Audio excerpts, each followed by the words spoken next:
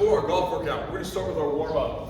We're gonna go what's called a salamander. So we're gonna be in a plank position, okay?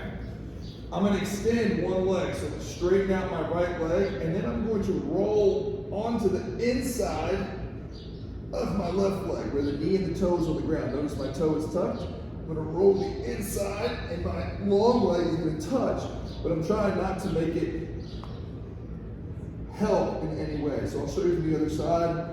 I got my toe tucked, my knees on. I'm gonna rotate, drop into that hip, and then press back out using this right leg. So using the leg that's on the ground, I'm gonna rotate, control, and then press back out through that leg that's on the ground. The other leg is just up, it kind of catches us, but it doesn't help or assist us on the way up. We're gonna do 8 on each side there. From there, we're gonna go into a lunge punch. So I'm gonna have 2 dumbbells.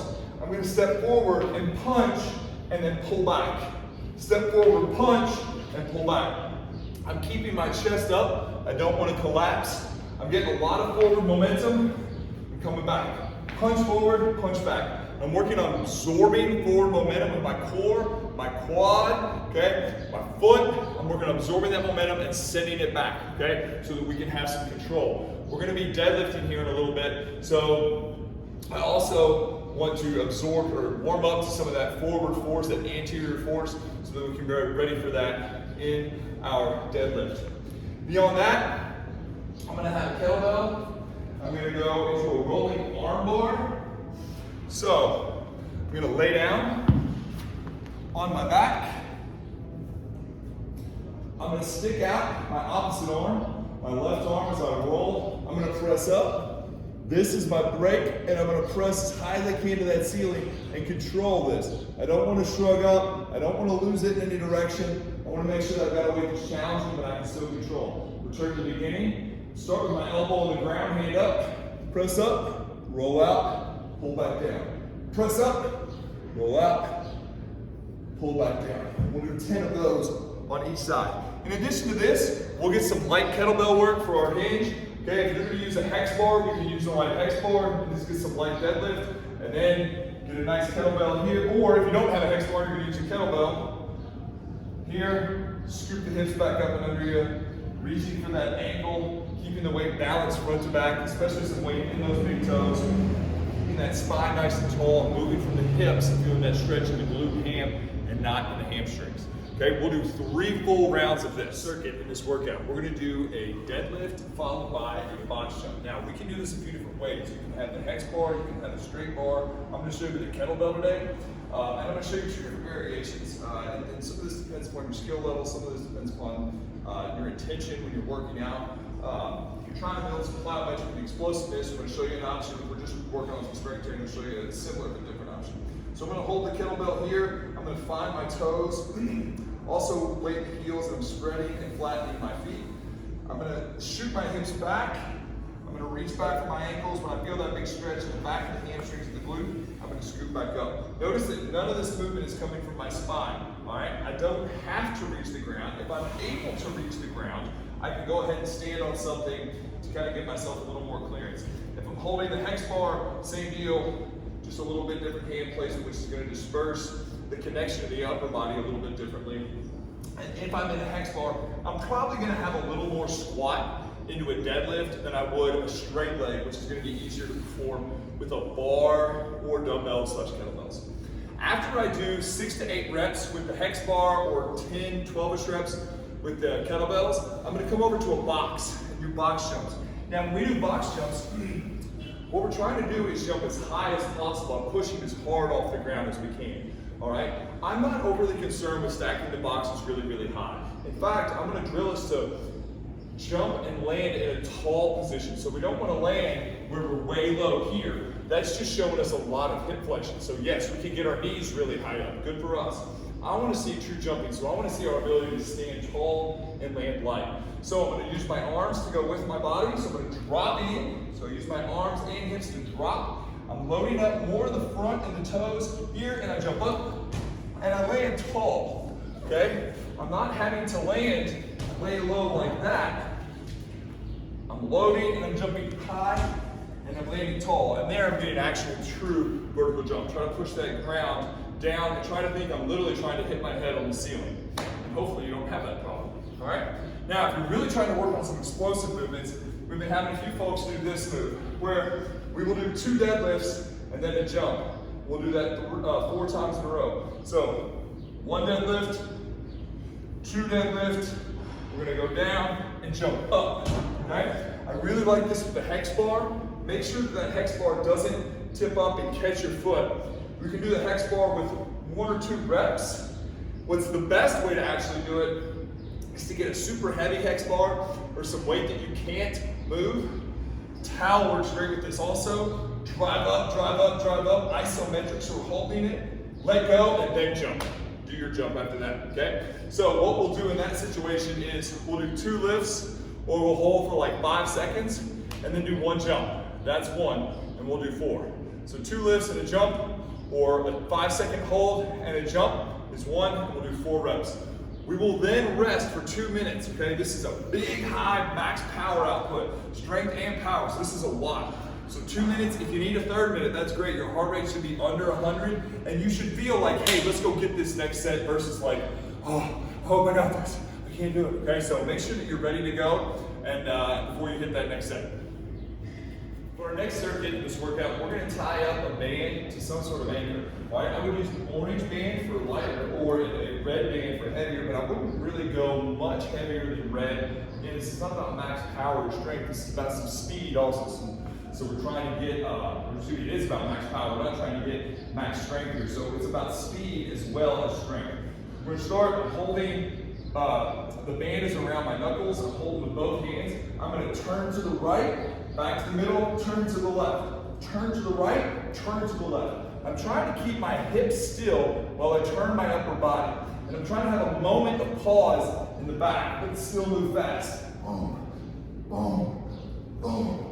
Are my hips moving a little bit? Absolutely, but I'm working as hard as I can to keep them still.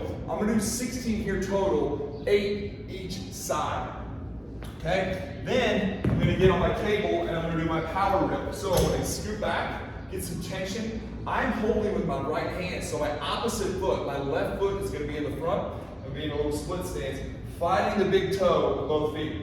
So opposite hand and foot here, I'm gonna sink. I'm gonna stand in row, stand in row, stand in row. My opposite hand acts as a piston with my lead hand. So my active hand with the band pulls, the opposite hand presses, and then as my working hand releases, my off hand comes back. So again, stand and rip, stand and rip, okay? We're gonna get 8 to 10 on each side. 8 is a better number. I'd rather go fast and go a little bit heavier, okay? Than trying to get 10 reps. Our final move in this set, we're gonna have a split stance here. We're gonna find our big toes, so we're a little bit more on the toes than we are on the heels, okay? I'm gonna step through with my rear foot into a nice strong chest pass into the wall. Here, chest pass. You don't have to catch it. If you can, that's great. Opposite foot. Don't rush into this next rep. Find your toes. Here, reset. Again, not rushing between reps. Find our toes, be ready, core on. Each throw as maximum as you can into that wall. We will do 6 on each side, so 12 total, all right? So we have our rotations with the band, 16 total, 8 each side. Again, going for 16 total, 8 each side here on our split row, opposite hand and foot in the front. And then we're going 6 each side on our chest passes, okay, trying to get 12 total. Each pass is as hard as you can possibly make it. Then we will rest. So you can rest in between each of these exercises too. Let that heart rate come back down. These are all very power intensive moves. Not a lot of weight on any of them, so we can kind of put it back to back to back. But we do need to give ourselves a second to catch our breath between each one, okay? That far we got 4 rounds. For our next circuit, we have kettlebell swings, fan favorite. When we do our kettlebell swings, remember, our momentum is going backwards and forwards. So we're shooting our hips back and our hips forward. We're not really going up and down at all in this. We're going backwards, forwards. That is also true for the kettlebell. We're not trying to shoot the kettlebell way up to the ceiling. We're shooting the kettlebell forward. So if the kettlebell were to leave my hands, it would shoot out, not up, okay? So when we set up, get your feet balanced front to back. Those are our roots, so we gotta keep those tight to the ground, including your toes. Set your hips back, have that kettlebell out in front of you, And we're gonna hike the football so that we're already in that back position. Have a nice tall spine, true back, roll the hips. Throw the hips, throw the hips. Notice how that kettlebell goes out. I keep it tight to my body when I go back. My feet stay balanced.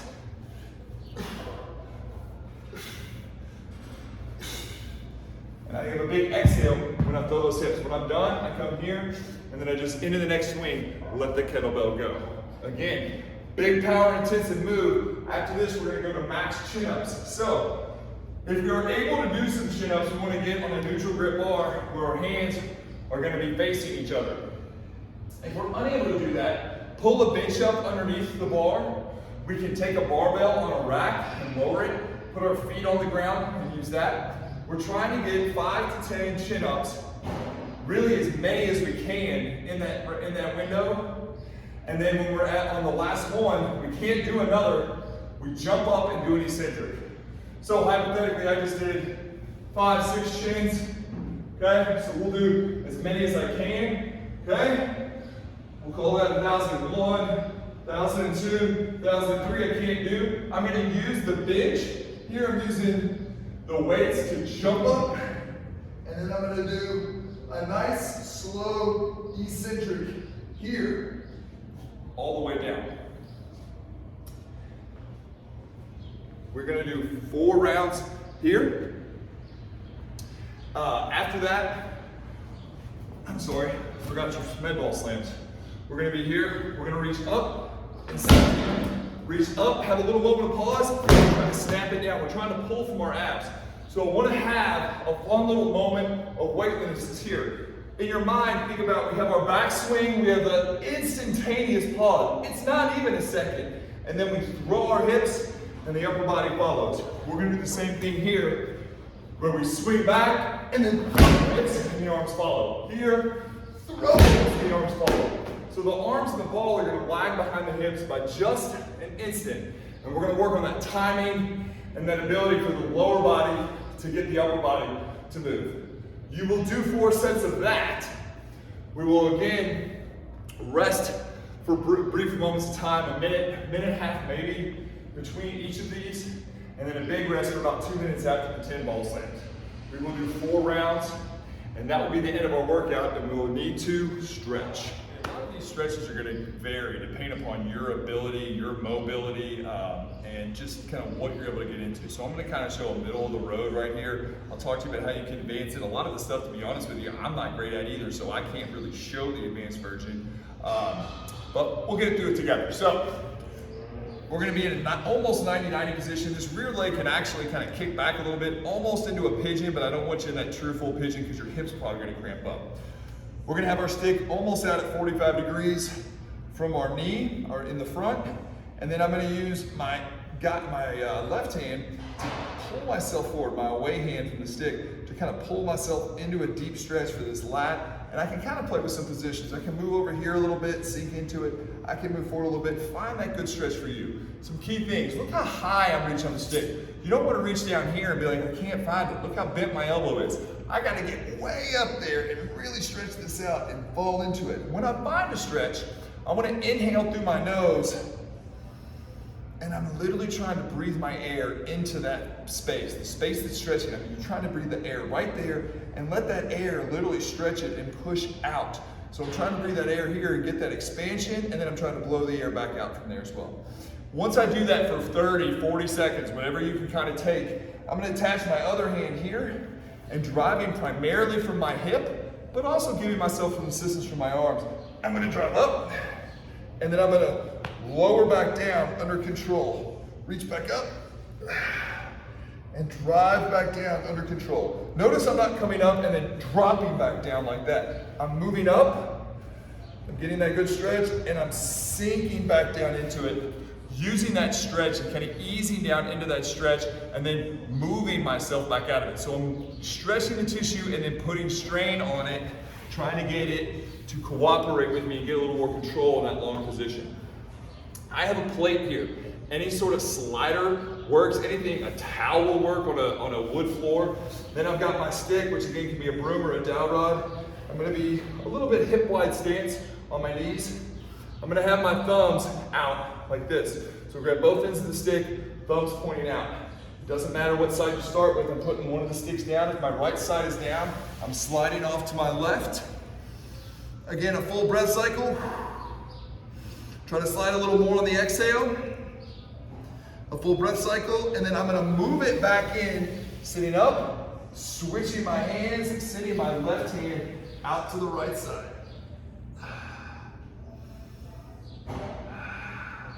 Use the exhale to go a little longer.